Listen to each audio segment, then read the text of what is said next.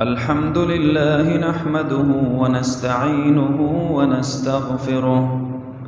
ونؤمن به ونتوكل عليه ونعوذ بالله من شرور أنفسنا ومن سيئات أعمالنا من يهده الله فلا مضل له ومن يضلله فلا هادي له ونشهد أن لا إله إلا الله وحده لا شريك له ونشهد أن سيدنا وحبيبنا وشفيعنا ورؤوفنا ورحيمنا وشفيقنا وطبيبنا وسندنا ورحمتنا ومولانا وأعلانا وأجلانا وأخشانا وأتقانا وأولانا وأزكانا وأنقانا محمدا عبده ورسوله أما بعد فأعوذ بالله من الشيطان الرجيم بسم الله الرحمن الرحيم يا أيها الذين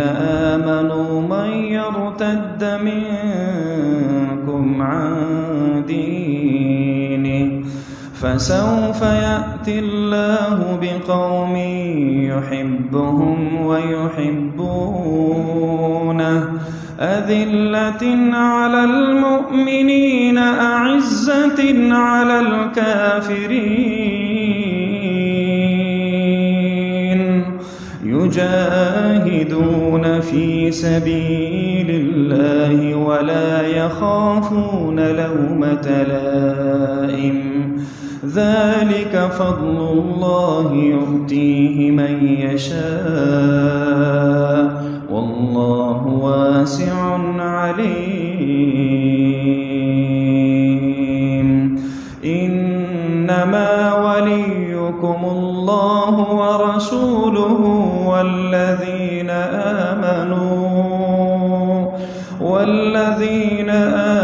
الذين يقيمون الصلاة ويؤتون الزكاة وهم راكعون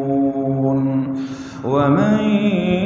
يتول الله ورسوله والذين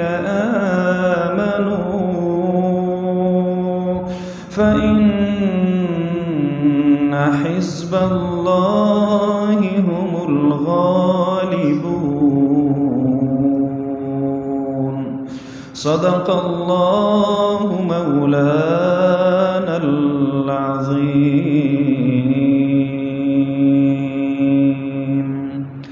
درود شریف پر شوق و محبت سرو اللهم صل علی سیدنا محمد وعلى آل سیدنا محمد وبارک وسلم وصلی علیہ. گرامی قدر صدر مجلس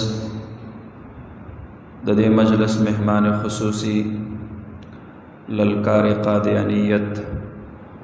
شیر دیوبند جناب حضرت مولانا قاری اکرام الحق صاحب دامت فیوزهم دی مجلس کی تشریف فرما ډیر اجلا معزز علماء کرام طلباء عظام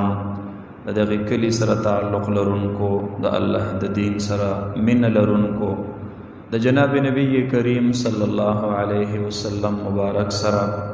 عشق و محبت لرونکو ډیرو معززو محترمو مسلمانانو رونو د الله کرم دی احسان دی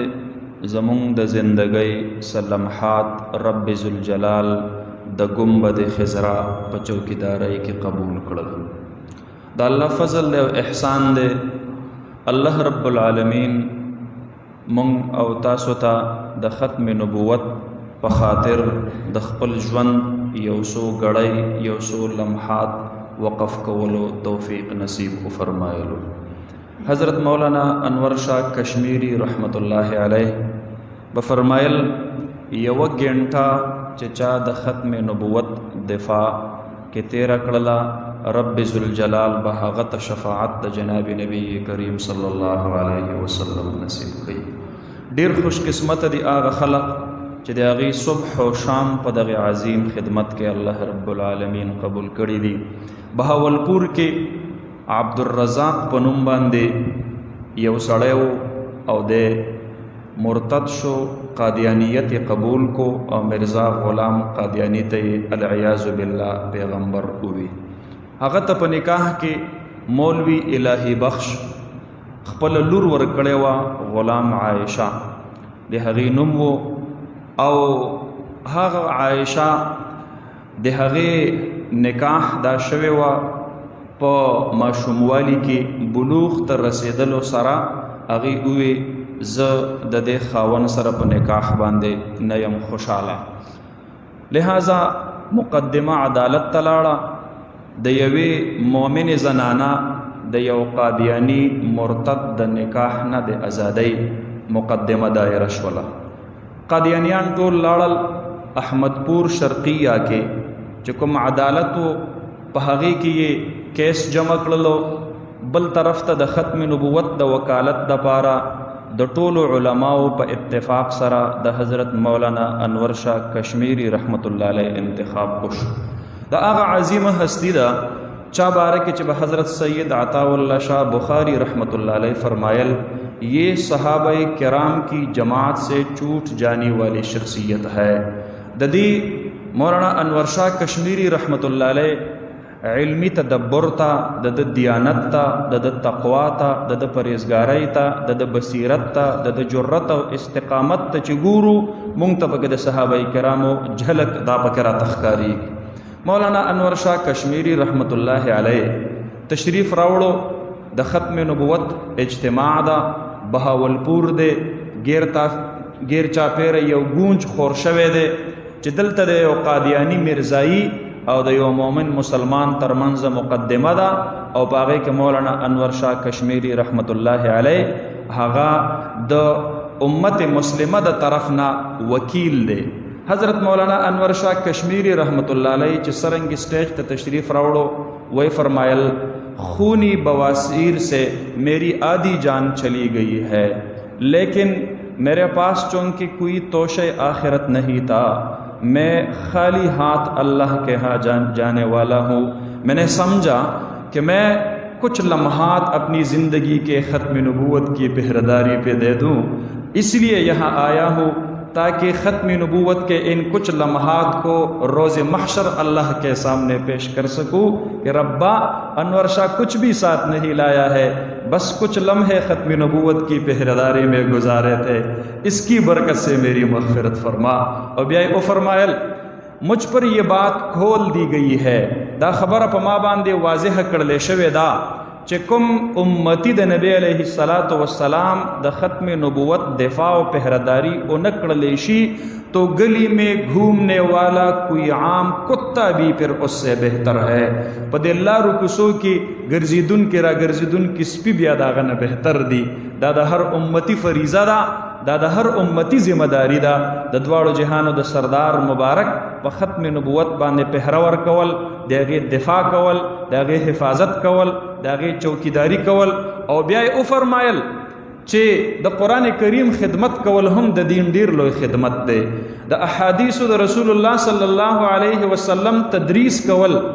تعلیم او تعلم کول دا هم ډیر لوی خدمت دی. د دین په ټولو شعبو کې کارونه کول دا ټول ډیر لوی خدمتونه دي. خو د ختم نبوت خدمت کول دا د دواړو جهانو د سردار مبارک د ذات اقدس تحفظ کول دي، دا د هغې د ذات مبارک دفاع کول دي، دا د هغې د ذات مبارک خدمت کول دي. لہذا د هغې د اقوالو د خدمت نه، د هغې د اعمالو د خدمت نه، د هغې د ارشاداتو د خدمت نه، د هغې د ذات مبارک په خدمت کې ډیر لوی اجر او ثواب د الله رب العالمین په نزد باندې لیکل شوی دی. دی وجه نه زما محترم ورونو دا نن چې کوم خوشبو مونږ او تاسو په دې محفل کې محسوسو دا خوشبو منسوبه ده جناب محمد رسول الله طول وای صلی الله علیه وسلم ته. دی مجلس کې چې ناست یې خبریم ډیره په توجه اورئ خو ژب خپل لمده ساته په درود پاک باندې په درود شریف باندې صلی الله علیه وسلم دا ډیر زیات وای. زما محترم ورونو دې سره الله رب العالمین د خپل محبوب پاک صلی الله علیه وسلم په ذکر سره د هغې په درود شریف سره د هغې په یاد سره الله رب العالمین وباګانې ختمي مصیبتونه الله رب العالمین ختمي. یو وخت کې هندوستان کې تانبون کې ډیر لوی وبا د طاعون راغله لوی افراتفری جوړ شوله لوی خلق په هغې کې روزانه دا بمړه کېدل. هغه وخت کې د دواړو جهانو د سردار مبارک یو حقیقي عاشق حضرت مولانا شاه اشرف علي تهانوي صاحب رحمت الله علیه کتاب لیکلی شوی او د هغې کتاب د هغې نه استفاده شروع کړله او د هغې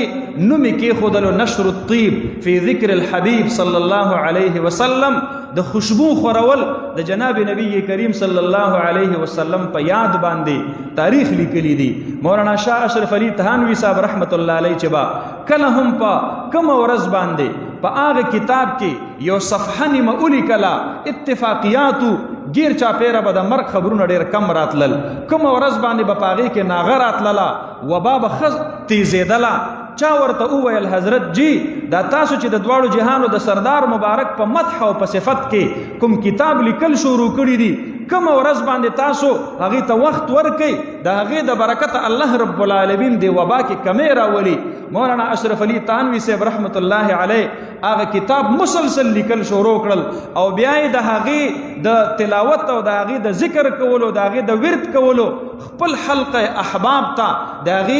هغې خصوصي هدایات جاری کړل. تاریخ لیکلی دی چې گیر چاپیره ټولې علاقې د طاعون د وبایي مرض نه متاثر شولې. البته کوم علاقه باندې چې حضرت مولانا شاه اشرف علي تهانوي صاحب رحمت الله علیه د جناب نبی کریم صلی الله علیه وسلم مبارک په مدح کې کتاب لیکلو هغه علاقه الله رب العالمین د هغې وبایي طاعوني مرض نه محفوظ او مامونه وساتله. د دواړو جهانو د سردار مبارک ذکر دې سره خوشبو راځي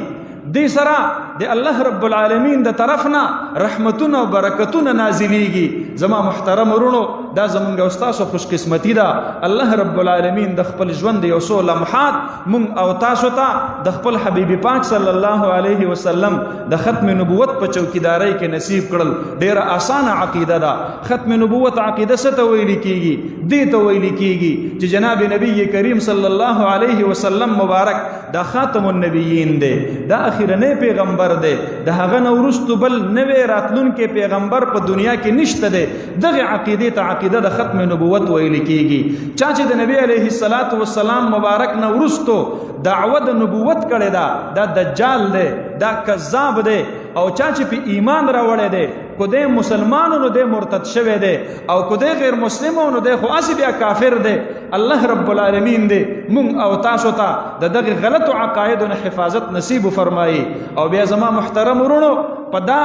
13 صدۍ کې په سن 1880 کې چې کومه فتنه د مرزا غلام قادیانی دجال پیدا شوله د مرزا غلام مرتضی په کور کې او بیا په سن 1901 کې هغه دعوه د نبوت وکړله او دای وویل چې زه د الله رب العالمین د طرف نه رالیږلی شوی پیغمبر یم استغفر الله العظیم او خپلو مکتوباتو ته خپلو تحریراتو ته د وحی نوم ورکړلو او خپل کتاب ته د قرآن کریم درجه ورکړله خپلو بیبیانو ته د ازواج مطهراتو درجه ورکړله. او زما محترم ورونو هغه بدبخت انسان چا چې په ایمان راوړو هغې ته د صحابه کرام رضوان الله تعالی علیهم اجمعین درجه ورکړله. ګورداسپور بھارت کې په قادیان قصبه کې چې پیدا شوی هغې ته د مکې مکرمې درجه ورکړله. ربوي قادیان ته چې هجرت کړو او دلته چینی ورته راغلی دې ته د مدینې طیبې مرتبه او درجه دای ورته د هغې دعوه یې وکړله. په کوم قبرستان کې زما محترم ورونو په کوم قبرستان کې چې هغه خپل مړي مرداران دفن کړي دي هغې ته د جنت البقی د هغې درجه او مرتبه او د هغې نوم دعوه دا یې ورله ورکړله. مسلمانانو له د دغې فتنې خلاف راپاڅېدل دي، په خپل خپل حلقه اثر کې د هغې خلاف آګاهي مهم چلول دي. نوجوانان سټوډنټان به په خپلو تعلیمي ادارو کې چلی، لیکچرران او پروفیسران او ټیچران هغه به د خپل درس او د ټیچنګ په دوران کې دا نوې کل خبرې، علما به خبرې، زمیدار به خبرې، دا د ټول امت فریضه ده د نبی علیه الصلاة والسلام مبارک په ختم نبوت باندې پهرداري ورکول. دا یوازې د مولانا قاری کرام الحق صاحب ذمہ داری نه ده، دا یوازې د پیر صاحب ذمہ داری نه ده، دا یوازې د دغه علما کرامو ذمہ داری نه ده، دا زمونږ او ستاسو د ټولو مشترکه ذمہ داری ده. رب ذوالجلال د دغه ذمہ داری د ادا کولو مونږ او تاسو ته توفیق نصیب فرمایي. او زما محترم ورونو، په دغه وخت کې د دغه آګاهۍ دپاره دا عوامي اجتماعات شروع دي. ان شاء الله په 10 اکتوبر باندې په مردان کې یو ډېر لوی اجتماع په دغه حواله باندې منعقد شوی ده. زما یقین دا دی رب ذوالجلال با الله رب العالمین با د خپل رحمت فرشتې په دغه اجتماع باندې د صاحبان جوړېدلو دپاره رالیږي. دا به دومره قیمتي اجتماع وي، دې کې به اهل الله راځي، دې کې به قرآن کریم والا سینې موجود وي، بخاری والا سینې به موجود وي، ترمیزی والا سینې به موجود وي، دې کې به الله ته د شپې جوړېدونکې سترګې موجود وي، دې کې به الله رب العالمین ته د تهجد په وخت کې اوچتېدونکې لاسونه موجود وي، دې کې به ډېر لوی نیک نیک خلق راځي. دې اجتماع کې شرکت د وجه نه به الله رب العالمین د شرکت کوونکو خلقو په حق کې د رحم فیصلې فرمایي ان شاء الله. لہذا مونږ او تاسو به دا عهد کوو چې د 10 اکتوبر دغه اجتماع لبه ان شاء الله د مردان عیدګاه ته مونږ او تاسو حاضري خپله یقیني کوو به ان شاء الله که خیري. د عام ورونو ته دا درخواست کوم شرکت به پکې کوو ان شاء الله. الله رب العالمین دې زمونږ او تاسو د دنیا او د آخرت د خیر فیصلې نصیب فرمایي. مونږ او تاسو ډېر ګناهګار یو. زما محترم ورونو، زمونږ او تاسو سره اخري سهارا دا ده چې د محشر په میدان کې د هر طرف